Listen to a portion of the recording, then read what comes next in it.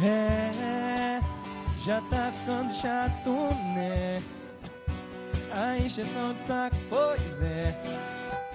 Prepara que eu já tô me preparando. Enquanto cê tá indo, eu tô voltando. E tô nesse caminho, eu sei de cor. Se não me engano, agora vai me deixar só. O segundo passo é não me atender. E o terceiro é se arrepender. Se o que dói em mim doesse em você. Deixa mesmo de ser importante. Vai deixando a gente pra outra hora. Vai tentar abrir a porta desse amor quando eu tiver jogado a chave fora. Deixa mesmo de ser importante. Vai deixando a gente pra outra hora. E quando se der conta já passou. Quando olhar pra trás já fui embora.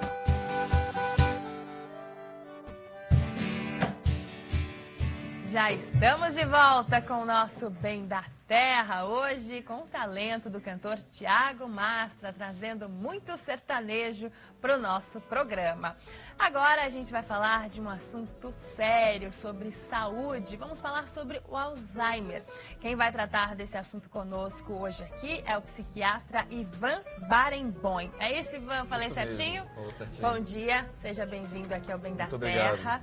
Bom, você tem algumas novidades, né, que estão sendo estudadas aí relacionadas a esta doença que a gente vai trazer hoje aqui.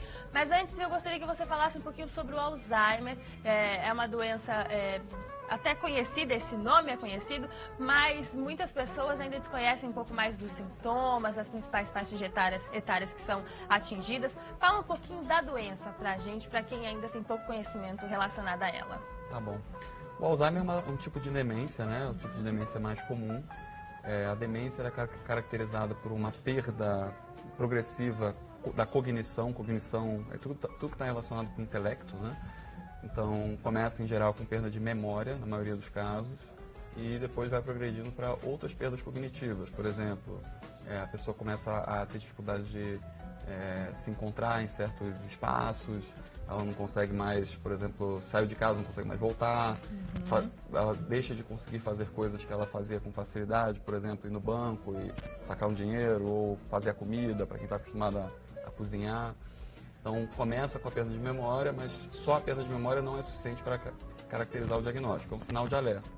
O que caracteriza o diagnóstico é a perda funcional, né? A pessoa perder a capacidade de fazer coisas que ela fazia com facilidade. E uma das doenças que gera isso é o Alzheimer. É o Alzheimer. E quais as principais faixas etárias que são atingidas? Normalmente são as pessoas na terceira idade já? Sim, em geral na terceira idade já, a partir dos 60 anos. Tem um estudo que demonstra que depois de 85 anos, cerca de 50% das pessoas vai ter Alzheimer. Então realmente tem alguma coisa que a gente está fazendo errado, que está acontecendo, que está acarretando Alzheimer em tanta gente assim. 55% isso no mundo? Não, 50% das pessoas com mais de 85 anos acabam desenvolvendo um quadro de Alzheimer. Certo. Então é muito alta a prevalência, né? Com certeza. E você que tem acompanhado, né, pesquisas, estudos aí, até no exterior relacionados ao Alzheimer, o que está sendo discutido de novidades aí, né? Tanto para a prevenção quanto para o combate, Ivan? O que mais me chamou a atenção recentemente é o trabalho do Dr. Dale Bredesen. Ele é um pesquisador que estuda há décadas Alzheimer, tá? Ele sempre focou mais na área mais básica, ou seja, a parte molecular, celular e etc. Mas com o trabalho dele, depois de 30 anos aí de pesquisa, ele teve alguns insights muito interessantes e começou a usar esses insights na clínica também. E ele já tratou centenas de pacientes com Alzheimer, ele, a equipe dele, médicos que foram treinados por ele, e tem tido resultados muito interessantes. Na prevenção, sem dúvida, ele é uma referência em prevenção do Alzheimer mundial, ele é uma referência mundial nesse aspecto, mas também ele tem tido resultados interessantes no tratamento, principalmente dos quadros iniciais, né? Por exemplo, a pessoa começa a ter um declínio cognitivo, começa a ter uma perda de memória, é interessante já olhar e usando o protocolo dele, o método dele, dá para reverter. Perfeito. Como tem sido realizado esse estudo? São pessoas de uma região específica que participam, de uma idade também definida? Como que eles têm sido realizados, né? E Qual a velocidade você acha que essas novidades devem ter para chegar até o mercado, até os pacientes? Tá, bom. Primeiro, não é baseado em faixa etária. Qualquer pessoa que chega até ele ou que chega a médicos que trabalham com isso podem, vamos dizer assim, fazer esse tratamento, né? Esse é um método que é baseado em um paradigma bem diferente. Quando você falou essa palavra, como é que vai chegar ao mercado? Porque a gente está acostumado, uma novidade ser uma droga, né? Ou um remédio novo. Nesse caso não é. Tá? Ele é baseado no seguinte, que ele descobriu com a pesquisa dele, que cerca de 36 fatores, pelo menos, estão relacionados com a doença de Alzheimer. É por isso que a indústria farmacêutica até agora, apesar de bilhões de dólares investidos, não conseguiu achar uma, como eles chamam lá nos Estados Unidos, uma silver bullet, né? Uma bala de prata, uma pílula mágica para resolver o problema. Porque qualquer remédio vai atuar em um ou dois problemas, não vai atuar em 36. Em todos os sintomas, né? Não os sintomas, o que gera o problema. Ah, entendi. A fisiopatologia da doença, ela é ligada a 36 fatores pelo menos. Não tem como um remédio que vai atuar em um ou dois fatores da fisiopatologia resolver tudo. O exemplo que ele costuma dar é o seguinte: você imagina uma casa que está com buracos no telhado. Tem 36 buracos, você tapa 2 buracos, vai resolver alguma coisa? Não. Não resolve nada. Então, quando ele percebeu isso, o que ele fez? Ele mudou um pouco o paradigma, ele vinha desse paradigma mais da medicina convencional, de tentar achar um remédio para resolver aquele problema, mas ele usou o paradigma da medicina funcional. Não sei se você já ouviu falar nesse tipo de medicina, que é uma coisa relativamente nova, mas que, na minha opinião, vai revolucionar a medicina. Tá? Eu acho que vai ser o paradigma da medicina no século XXI, que é o seguinte: primeira coisa, você personalizar mais a medicina, você tentar entender a causa para aquele paciente do problema. Porque a medicina tradicional é baseada no seguinte: você faz o diagnóstico. Por exemplo, eu sou psiquiatra, a pessoa tem lá melancolia, desânimo, falta de energia, algumas outras alterações, eu diagnostico como depressão. E eu vou tratar com um remédio a depressão, certo? O mesmo remédio que eu vou dar para você, eu vou dar para ele, para ele, para ele. Muito provavelmente. Mas pode ser que a tua depressão, ela seja, vamos dizer assim, relacionada com um certo tipo de fisiopatologia, a depressão dele com outro tipo de fisiopatologia e a do outro com outro tipo. Então, por isso que os tratamentos não são tão eficazes, eles são baseados em médias e em estatística. A ideia da medicina funcional é, quando possível, aprofundar aquele caso, tentar entender a fisiopatologia que está levando àquela doença.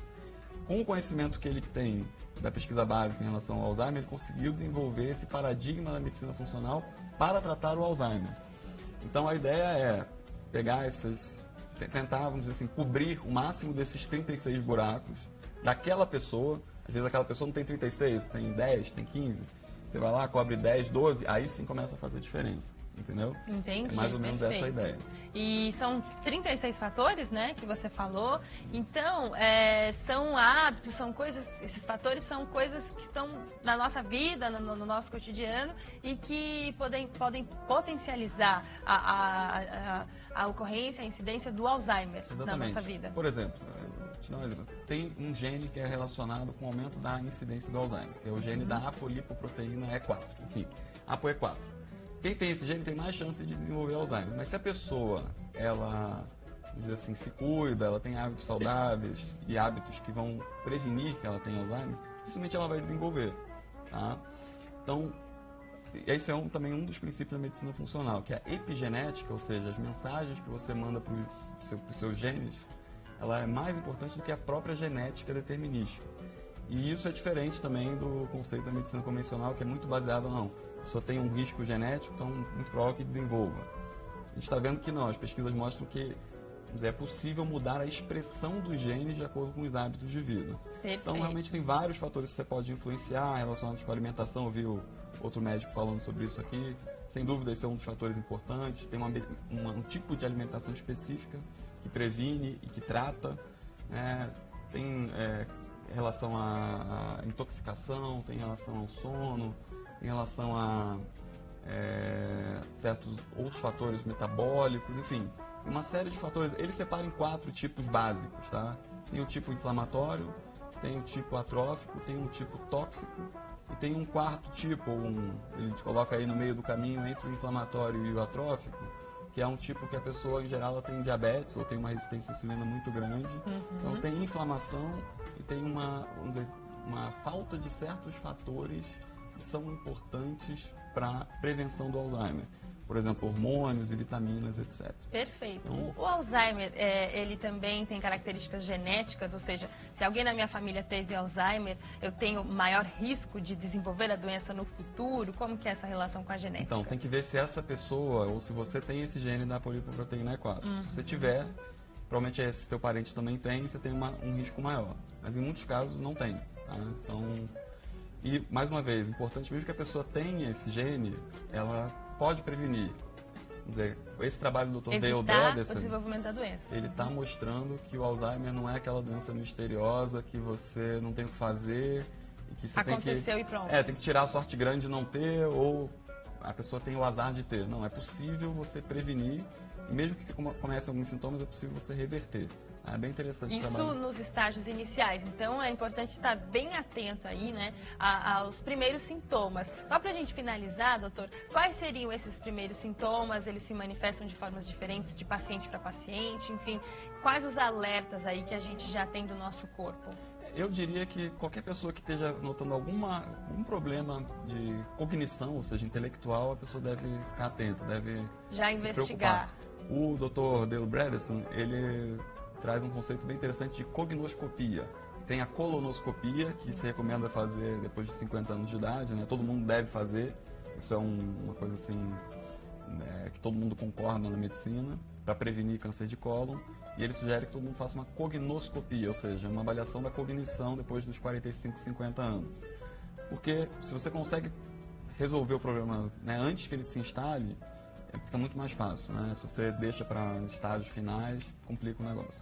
Perfeito. Doutor Ivan, tem algum contato, algum site que o senhor pode deixar para os nossos telespectadores que queiram tirar dúvidas sobre o Alzheimer, sobre outras doenças também cognitivas? Fica à vontade. É no meu site, clinicaohrpsiquiatria.com. Recomendo que vocês visitem lá. Tem muito mais informação. Aqui não deu para passar tudo, né? clinicaohrpsiquiatria.com. Tem também, se vocês digitarem lá no Google, Dale Bredesen, né? D-A-L-E, Bredesen, vocês vão achar também bastante informação bem interessante. Perfeito. Obrigada, viu, pela sua Nada, entrevista, que pela participação aqui no Prazer. Bem da Terra. Sempre que tiver novidades aí no campo da saúde, está convidado para vir obrigado. falar aqui com a gente, tá Muito bom? obrigado. Eu que agradeço. Bom, e agora a gente vai com um pouquinho mais de música, mais sertanejo, com o cantor Thiago Mastra. Thiago, qual que você vai tocar pra gente Agora eu encerrar vou o bloco? tocar uma música que está nesse meu CD. Essa música aqui é autoral. O nome dela é Volta.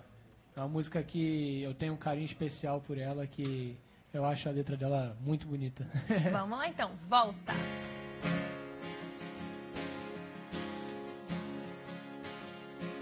Ei, me dê um minuto pra falar o que há muito eu quero te contar. Não sobre mim, mas sobre nós. Ei,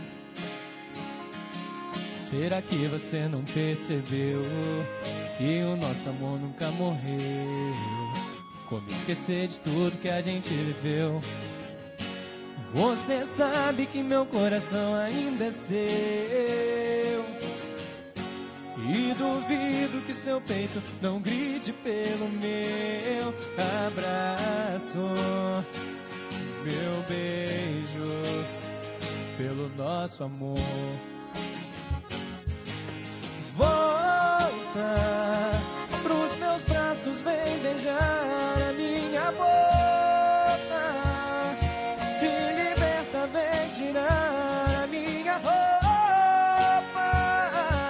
Não podemos deixar nosso amor se acabar.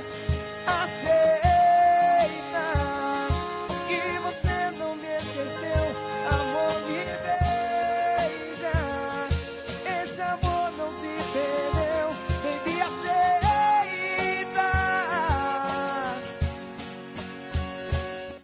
que na minha vida eu nasci só pra te amar. Quando estou com seus braços posso flutuar. Minha flor, volta por favor, sem você não posso respirar. Ei, me dê um minuto pra falar o que há muito eu quero te contar.